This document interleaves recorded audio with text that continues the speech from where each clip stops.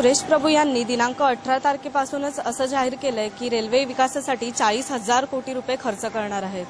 तर रेल्वेवरती पॅसेंजरना ह्याचा किती फायदा होईल हे आपण पाहूया। रेल्वे धावत्या मुंबईची लाईफलाईन।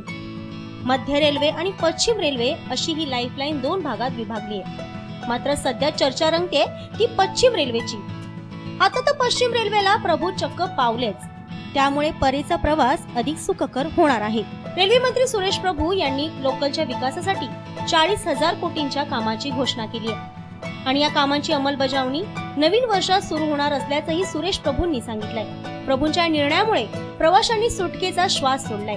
15 डब्याचे झाले तर भरपूर फायदा होईल, आणखी एसी झालं तर अजून चांगला होईल।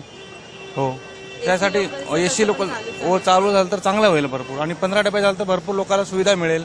विरारला जाण्यासाठी भरपूर हे होईल, फायदा होईल आपल्याला। गर्दी कमी होईल, आटोक्यात येईल ना। 15 डब्याचे म्हटले थोडं गर्दी आटोक्यात येईलच ना। केंद्रीय मंत्री सुरेश प्रभू यांनी 15 डब्याची ट्रेन सुरू करण्याचं एक प्रयोजन काढलेलं आहे, एक सुविधा केलेली आहे। त्यांच्याबद्दल मला त्यांचे धन्यवाद बोलायचे आहेत। महिलांसाठी एक अलग पद्धतीची एक ट्रेन, वृद्ध लोक आहेत त्यांच्यासाठी एक अलग पद्धतीने एक बोगी म्हणजे एक अलग पद्धतीने त्यांना एक डब्बा देण्यात यावा ही नम्र विनंती आहे। 15 डब्याची लोकल चालू केली तर अतिशय चांगलं होणार आहे, कारण आता ज्या लोकल चालू आहेत त्या एका तासानंतर येत आहेत 15 डब्याच्या लोकल्स। तर त्या फ्रिक्वेंट झाल्या तर प्रवाशांची खूप सोय होणार आहे।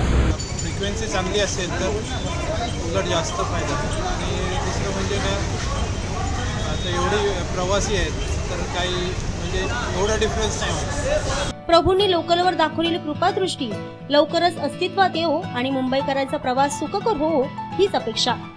मुंबई लाईव्ह।